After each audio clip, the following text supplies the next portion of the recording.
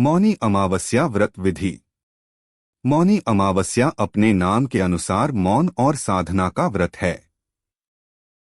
मौनी अमावस्या पर संभव हो तो पूरे दिन मौन धारण करें और मानसिक रूप से भगवान शिव और विष्णु का ध्यान करें। अथवा स्नान करने से पहले मौन धारण करें, स्नान के बाद ही कुछ भी बोलें और दिन भर कोई भी ऐसी बात न कहें जिससे किसी का मन आहत हो। मौनी अमावस्या महत्व और महात्म्य।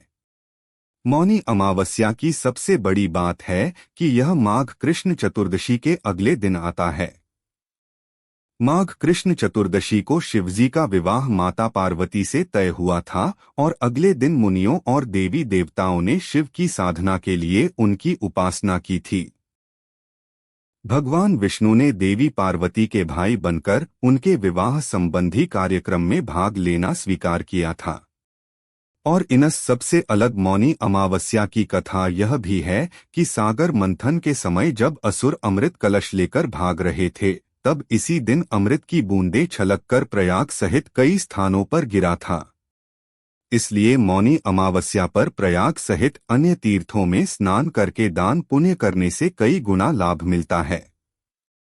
मौनी अमावस्या व्रत के लाभ। माघ मास में तिल, ऊनी वस्त्र, घी का दिन बहुत ही पुण्यदायी होता है। इसलिए मौनी अमावस्या पर इन वस्तुओं का दान जरूर करना चाहिए। यह जरूरी नहीं कि आप बहुत दान करें, लेकिन अपनी श्रद्धा और क्षमता के अनुसार थोड़ा दान भी आप कर सकते हैं। इससे भगवान शिव की कृपा प्राप्त होती है और व्यक्ति मृत्यु पश्चात उत्तम लोक में स्थान पाता है। व्यक्ति मुनि पद को प्राप्त करता है। एक मान्यता है कि मौनी अमावस्या के दिन मनुष्यों के धरती पर लाने वाले प्रथम मनुष्य मनु ऋषि का जन्म हुआ था। मनु ऋषि के नाम से भी इस व्रत का नाम मौनी अमावस्या है। मौनी अमावस्या का हिंदू धर्म के प्रमुख त्योहारों में से एक है। माघ माह में आने वाली मौनी अमावस्या को माघी या माघ अमावस्या के नाम से भी जाना जाता है। इस दिन लोग पवित्र नदियों में स्नान करते हैं, व्रत रखते हैं, पितरों की पूजा करते हैं और स्नान दान करते हैं। इस दिन किए गए धार्मिक कार्यों से शुभ फलों की प्राप्ति व्यक्ति को होती है। साल 2026 में 18 जनवरी को माघ अमावस्या है। ऐसे में आज हम आपको बताने वाले हैं माघ अमावस्या व्रत की कथा। मौनी अमावस्या कथा। मौनी अमावस्या की कथा को लेकर जो प्रचलित कथा है, उसके अनुसार प्राचीन काल में एक ब्राह्मण परिवार कांचीपुरी में रहता था। पति पत्नी दोनों ही धर्मात्मा थे और धर्म पूर्वक अपनी गृहस्थी चलाते थे। इनका नाम देवस्वामी था और इनकी पत्नी का नाम धनवती था। इनके साथ 7 पुत्र और एकमात्र पुत्री थी जिसका नाम गुणवती था। जब गुणवती सयानी हुई और तो देवस्वामी से धनवती ने कहा कि पुत्री के विवाह के लिए अब वर देखना चाहिए। ब्राह्मण ने अपने छोटे पुत्र को बहन गुणवती की कुंडली दी और कहा कि ज्योतिषी से इनकी कुंडली दिखवा लाओ, जिससे गुणवती के विवाह की बात आगे चले। ज्योतिषी को कन्या की कुंडली दिखाई। उसने बताया कि विवाह होते ही कन्या विधवा हो जाएगी। ज्योतिषी की यह बात जब ब्राह्मण परिवार को मालूम हुआ तो वह बहुत दुखी हो गया और इसका उपाय पूछा। ज्योतिषी ने बताया कि हे ब्राह्मण, सिंहल द्वीप में एक पतिव्रता महिला रहती है जिसका नाम सोमा धोबिन है। यदि कन्या की शादी से पहले सोमा आपके घर आकर पूजन करे और अपना आशीर्वाद दे तो यह दोष दूर हो जाएगा। ब्राह्मण ने अपनी पुत्री गुणवती को अपने सबसे छोटे पुत्र के साथ सिंहल द्वीप भेज दिया। दोनों भाई बहन सागर किनारे पहुंचकर उसे पार करने के बारे में विचार करने लगे। जब समुद्र को पार करने का कोई रास्ता नहीं मिला तो दोनों भूखे प्यासे एक पीपल वृक्ष के नीचे आराम करने लगे। पेड़ पर घोंसले में एक गिद्ध का परिवार रहता था। उस समय घोंसले में सिर्फ गिद्ध के बच्चे थे। वे सुबह से भाई बहन की बातों और क्रियाकलापों को देख रहे थे। शाम के समय जब गिद्ध की माता बच्चों के लिए भोजन लेकर घोंसले में आई तो बच्चों ने पेड़ के नीचे लेटे भाई बहन की कहानी माता को बताई। उनकी बातें सुनकर गिद्ध की माता को दोनों भाई बहनों दया आई और बच्चों के कहने से उसने कहा कि तुम लोग अब चिंता मत करो, मैं इन्हें सागर पार करवा दूंगी। बच्चों ने माता की बातों को सुनकर खुशी खुशी भोजन ग्रहण किया। गिद्ध की माता बच्चों को भोजन करवाकर दोनों भाई बहनों के पास आई और बोली कि मैंने आपकी समस्याओं को जान लिया है।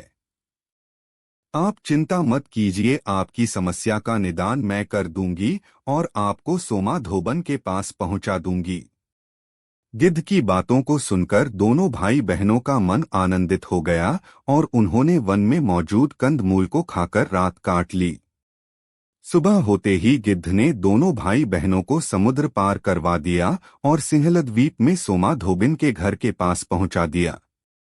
गुणवती सोमा धोबन के घर के पास छुपकर रहने लगी। हर दिन सुबह होने से पहले गुणवती सोमा का घर लीप दिया करती थी। एक दिन सोमा ने अपनी बहुओं से पूछा कि प्रतिदिन सुबह हमारा घर कौन लीपता है। बहुओं ने प्रशंसा के लोभ से कहा कि हमारे अलावा यह काम और कौन करेगा।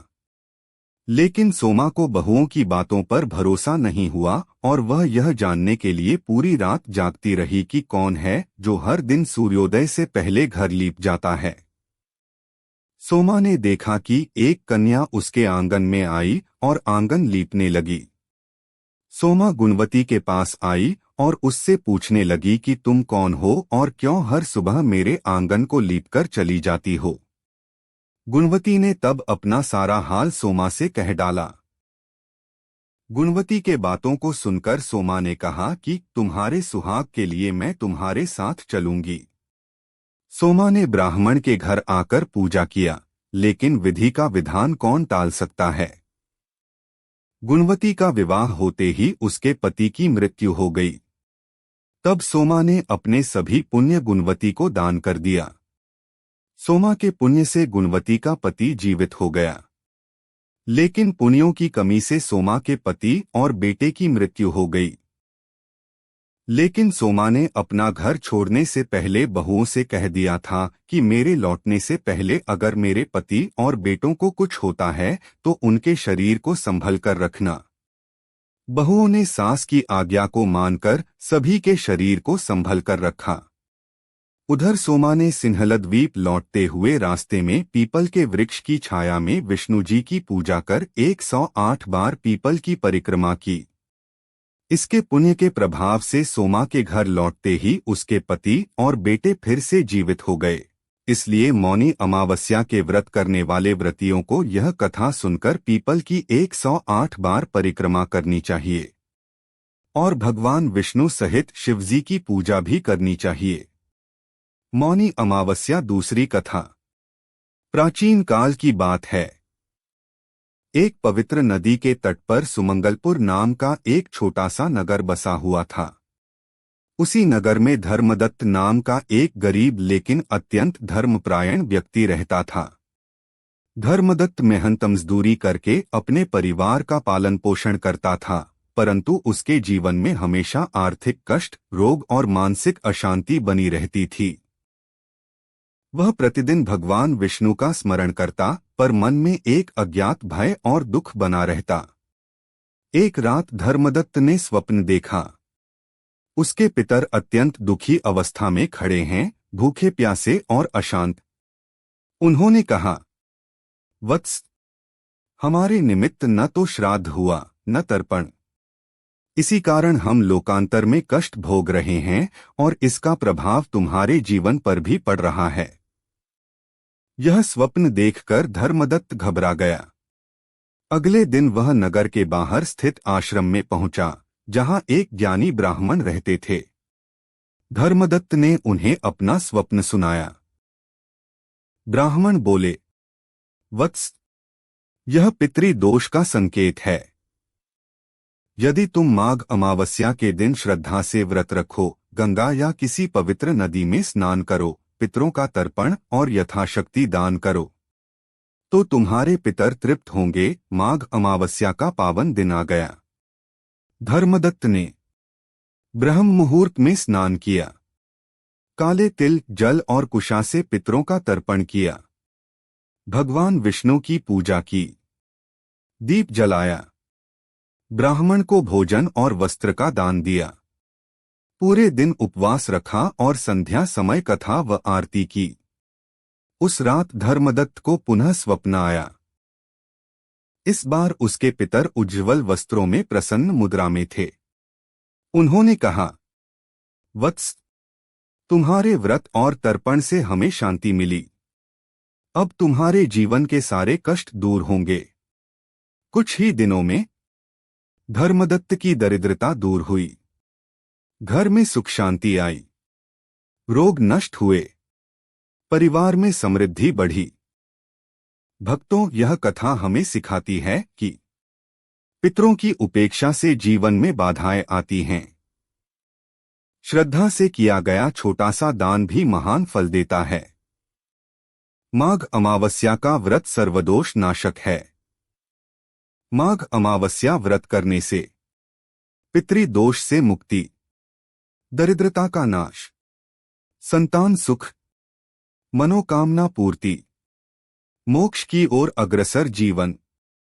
जो भी श्रद्धालु माघ अमावस्या के दिन स्नान, दान, तर्पण और विष्णु पूजन करता है, उसके पितर सदा प्रसन्न रहते हैं और भगवान विष्णु की कृपा बनी रहती है। विष्णवे नमः। पितृदेवो भव।